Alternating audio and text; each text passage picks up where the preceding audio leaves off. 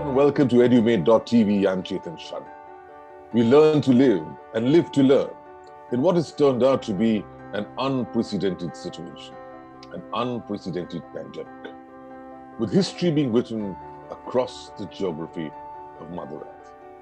And a minor virus has created a major catastrophe, making each and every one of us rewind, rethink, reset, reboot before we rebuild a new future, the new norm. In the field of higher education in particular, if there's one trait that's required to overcome the challenges, find solutions, and more importantly, create opportunities, it's got to be the trait of wisdom. Wisdom emanating from past experience and knowledge, and wisdom to be able to be flexible, to expect, embrace, and evolve into the new norm. And that's why we have our very wise Chancellor. Today we have a very special guest from Bhopal, the RKDF University, Vice Chancellor, Professor Dr. SUDESH Kumar Sohani is with us. What a pleasure to have you, sir, with us on edumate.tv. Let's talk us through the challenges that you faced as a university during the during the pandemic days. Because it has been not only in the country or in the state, it is the problem throughout the world. And then what we opted to have these kind of scenario, how should we be dealing it with, was a big challenge. And then we tried acquiring more and more knowledge in terms of what people have been thinking about it, right from the students, their parents, and then the worldwide educationists and the universities, what they have been doing. And then accordingly, we set a kind of line of action for our university. And yeah, that worked out to be one of the best model. Why I should be saying that, because when people have been struggling, we are already through with most of the hurdles which were coming across due to this COVID scenario. Since talk us through your success mantra. So right from the day 24th itself, we started going in for some kind of online communication with the students in terms of delivering the lectures, passing the notes, because most of the students were not ready in our country. It's not the same scenario for all the 20,000 students in the university. So that has worked fantastically well, because first lockdown was for 1 week till 31st of March. And then when it was extended for another 2 weeks, so then we continued that. And that was the kind of understanding that entire thing should be going the same way till we complete the syllabus of it. By the time we were almost concluding the syllabuses, there was some guidelines and the advisories from various bodies in the countries, including UGC also, that after the lockdown, within 2 to 3 weeks, we can conduct our examinations.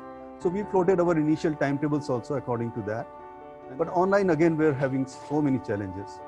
So challenges like they're not having the right gadgets, not enough data. So how can we do it? And then watching them while they write the exams at their place, in fact. So we concluded something that we should be raising some kind of queries in our question papers, which should be a bit tricky. Means students should be able to crack that. If there are some different kinds of courses like arts, commerce, technical programs, fine. We can raise that kind of queries.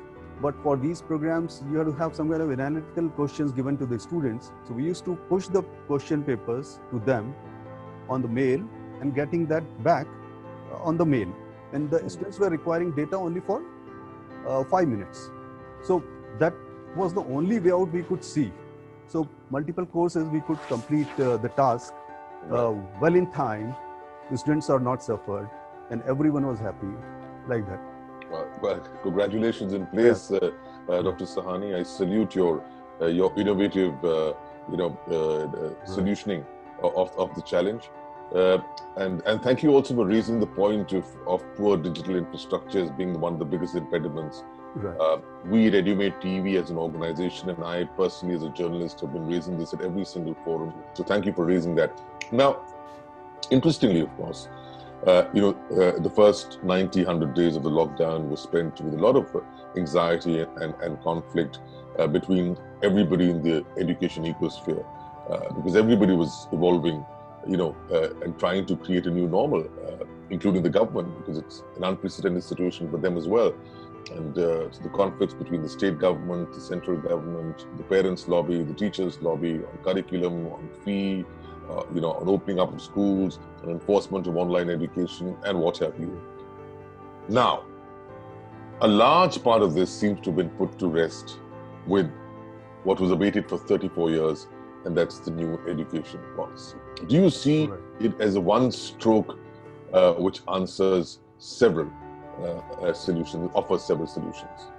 Yeah, it has been really great. There is a kind of uniform policy for the entire country, for all the programs. If there is one single body, is a big change. Of course, how far the interpretation goes in a right way is a big thing yet to know. One good thing happened, that more of the applied things which is required by the industry is going to be given push.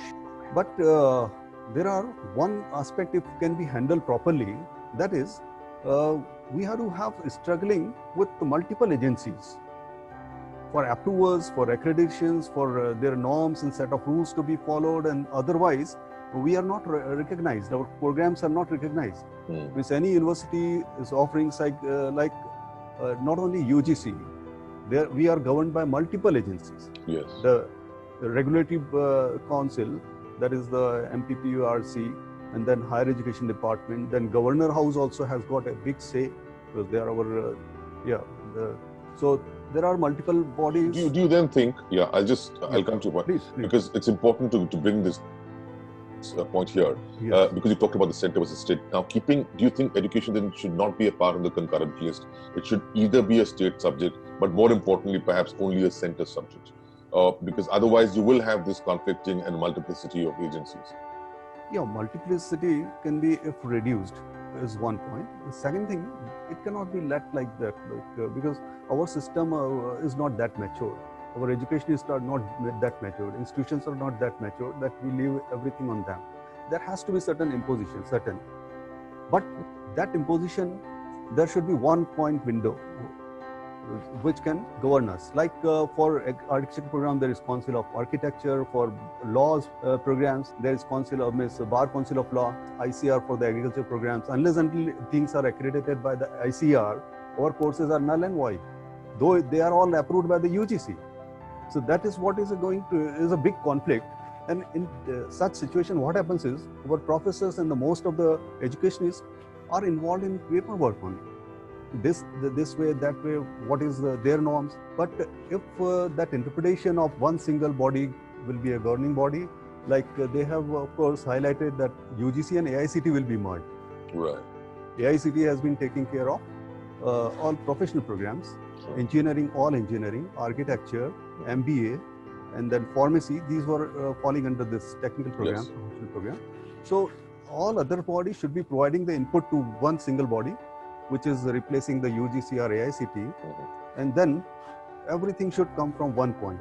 If we are approved by one single authority of the country, rest of all should be coming through them only. Yes, very fair point. I think it's a very, very important and insightful point that you bring out, because at the end of it all, if you want the impact to be really felt from leaner governance, it has to be with, ideally a single window system, but at least a fair reduction. At least there should be no multiplicity. But that having been said, Dr. Sohani, there have been so many, worthy measures. So I'd like you to point out the three salient features which you feel are your favorites on the NEP.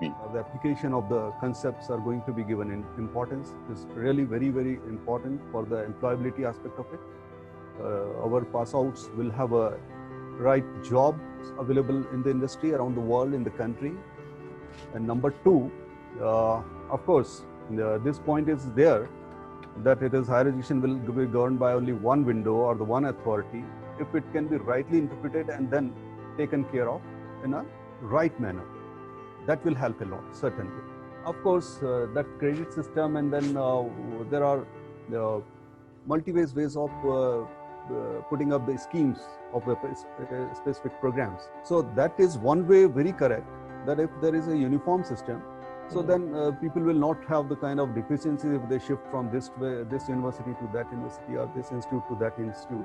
What about, I think very significant issues like early skilling, options which are very important, as well as just a complete shift from rote learning to more application and outcome-based learning, which again is a livelihood imperative. Most of the programs that universities are supposed to be providing the conceptual details, that what is what.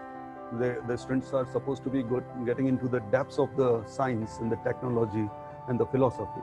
That has to be there, because that's what is the main education is. And then parallelly, if there is a right balance of these skills, that kind of syllabus is yet to be done. I think if some kind of top brains are involved into it, and then only things will come. Otherwise, it is a kind of superficial exercises, and then nothing will be yielding out of this. One good point of this policy I had forgotten to mention: after passing out, after 10+2, one gets into the college education, and after 1 year of any program he joins, he has got the option to come out. Right. And if the student he comes out, he gets a certificate. So and nothing then, is waste. Yeah, it is not at all a waste. He gets a certificate after 1 year if he comes out. After 2 years if he comes out, he gets a diploma. And still he has the option to be joining back the same degree program, maybe after whatever time. So that has been borrowed from the top universities of the world. Some people are of an opinion that maybe that will dissuade people from, studying the entire course which is required for a degree. Do you believe that that's a possibility? No. Those who are maybe wanting to continue it, of course they will continue. And people if are in kind of need, so there at least that those years are saved. Yes, there is a completely, I don't agree to that. Okay. Now, absolutely fair point. Now, you've of course pointed out those very important features of the NEP. You also mentioned, which I feel is a very critical impediment, and that's the multiplicity of agencies you've got to go to still for approval, despite the coming together of the UGC and the AICTE. But by and large, I still notice a sense of suspicion. In the way you've reacted to the policy. Perhaps there's history to that. And the history of this country says that brilliant policies have been made on paper, but implementation on the ground has not been even close to what it should be. Is that your biggest reluctance? Yeah, it's going to be a really big challenge because, say for the applied application right from the schooling and all, but where are the labs like? In Europe, of course, most of the things have been borrowed from abroad only, these aspects. But we know the situation, even we do not have the sitting space for the students. Even in the townships and the district places also, you will find such kind of schools where even teachers are not there. Without teachers, without laboratories, having such policy will have a big challenge to really execute. In fact, one believes that the insufficiency of proficient teachers will be one of the biggest impediments. So training them, not just on a basic online system, but just to the perception or the way they approach education, because that's what it's trying to get at. When you have a policy that's looking at a radical change to shift from marks to something that's far more holistic, you first need to train the trainer, the teacher. Of course, it was there, but it was not a kind of mandatory to have a training for the college teachers. After passing out, they can straightway land into a kind of teaching in the classroom. So that was, of course, a big drawback of our system that has been taken care of. Provided, again, the same thing, that whether it is going to be implemented, because of course, it will be gradually, if really things can be planned well. So it can, we may see a big change. I recognize your need to put balance into a euphoric, reaction to the NEP. And that obviously comes from a vast past experience which Professor Sohani has had in the education domain. So I'd like you to share that experience with us, to inspire us as to what is the opportunities available for educators like yourself. So one thing, of course, I have been advising to my students, because the career of my own career, how it went on, because it has been having a quite diversified way of growing. I started with the state government and dealing with the design of dams for all these districts at one point. But then, the environment in the state governments, of course, was a kind of thing that I opted to really go further for higher education, and then ultimately from Yeah, I again pursued back to my post-graduation in engineering from College of Engineering, India, which is the first ever college offered B degree out of Europe. And then from IIT Delhi, I did my PhD. So what happens that the right environment in an organization is everyone's efforts to be put in. Whether it is a just entrant in an organization, why not he can make some kind of changes in it instead of moving away from there. So every single instance I say that wherever you go, you try creating a right surroundings for yourself. If one man can destroy it, so why not one man can make it like. And second point is that if students can avoid changing the tracks, if they want to be entrepreneur, if they want to have to pursue a specific specialization of the any field, they should be continuing in that. Frequent changes makes them superficially. They cannot really master the things like that, because right from the scratch they need to start. So, but isn't the environment? I'm sorry to check you on that. Right. Isn't the environment right now actually propagating frequent changes with the level of disruption which technology has brought about? And that pace itself is perhaps luring us to something very different from what you're saying, sir. Right, because when this IT came into, so in our days, it was I think just opting this electronics, and then maybe this computer science and engineering in the graduation was there.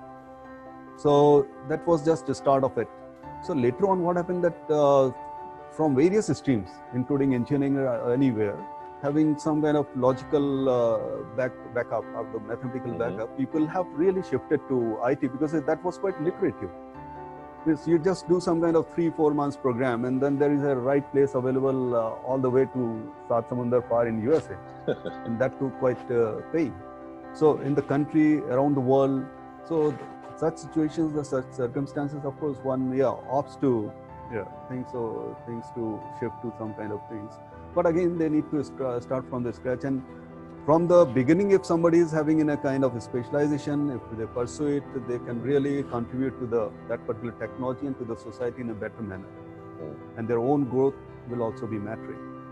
Wonderful. You mentioned Saat Samundar Par. So on that note, now it's, it used to be, of course, the brain drain from this country. Now you may see a reversal of that because the NEP also suggests that its intent is very clear, that it wants overseas universities to come and set up shop in this country. Do you see that trend emerging in the coming years? Again, because the universities may come here, but the environment which our students are getting abroad in the top universities, because the trains are going for years together, and that environment, creating that kind of environment in the surroundings. At times, your surroundings in terms of your classmates also matter. Right. So I don't know that how long will it be taking, and whether they will simply be a kind of money-making kind of universities, and then I'm not really sure. Rather, I don't deny that it can have a better future. You know that a few chief ministers in the states, in our own states, they declared that it is going to be no exams, general promotion. General promotion in any semester of any program is a blot, because no industry will take you if you have just a diluted year gone like that, just promoted. Yes, it's a free degree given. So that's what happened here also, and there were people from NSUI and ABVP, and it was a hard time for us to convince them, but we were successful in convincing them. And then they went back to their senior leaders, even to the chief ministers also. So what did you say? That's an interesting point. What did you say to convince them? That itself will give you throw open a few answers as to how you're coaching RKDF as a university. Right. Yes. I simply asked them, if you are there or your younger brother is there, you really bothered about a person, would you be wanting that kind of scene is right? And then if there is a blot in your mark sheet, which is no qualification, in fact, general promotion is no qualification, because you are not evaluated. You have been not evaluated. So instead, you should be standing up for getting opposing this kind of policies. Rather, you should be asking them some way out we must find out to evaluate the students and then putting the marks accordingly, and then coming up with the right certification, because that's the entry ticket wherever they go. So they were convinced, very well convinced, and then therefore they went back, and then within a week or so there was a different norms. Brilliant. So the strategy to mitigate controversy through conscience, I think really worked. Thank you for giving us that insight. Finally, one final insight we require from you in terms of a suggestion, advice to your multiple learnings which you've had, Professor Sohani, and that is to each and every stakeholder in the ecosphere of education. So I'd like your advice to the student, the parent, the teacher, and your fellow Vice Chancellor. How should they now perform or strategize themselves in the post-COVID environment in light of the NEP? Unless until education is imparted, we are nobody in fact. It's an autonomous body having some kind of approvals from whosoever means the bodies which are really mattering. One must get it, get their approvals and go ahead with the education. Because if you stop this, so you are stopping everything. One thing, whether it is COVID or non-COVID, the classes must go on. Students must attend the classes, interact with the teachers, because distant learning, of course, is one way of doing it, but that is not the perfect way of imparting education, because interaction has got a different way of this. If you interact with a senior guy or a teacher in the classroom, the things which you are taking, say, 2 hours, it can be got cleared in 10 minutes. It is almost that way. So that interaction is a big advantage for the classroom teaching. The student must attend, their parents must push their guys to the classes, to the colleges, to the institutes, to the universities, and then our professors and the teachers must be sincere enough to really utilize every single minute of the classroom teaching. That's if goes on, and then decision making. How can they take decision and go ahead with little bit of challenges, because there are multiple agencies, and then you are obeying one or disobeying 4. So then one kind of you have to dash out. Means you have to be a bit dashing to be taking right decisions, which only can help you. Otherwise, you will be in huge confusion. Yeah, that's what is the scenario in the country. Thank you so much, Professor Sohani. If I am to sum up whatever I learned from you today, and it's been quite a lot actually, the learning for you, then I think I will use the letter C. The first C that comes to mind is conscience, using the conscience to overcome controversy. The next C that comes to mind is simply using creativity to ensure continuity. This has been quite brilliant. And the third C is, of course, above all, ensure that there's always clarity when it comes to decision. Great. Yeah. So thank you for that, and thank you for being a very wise chancellor.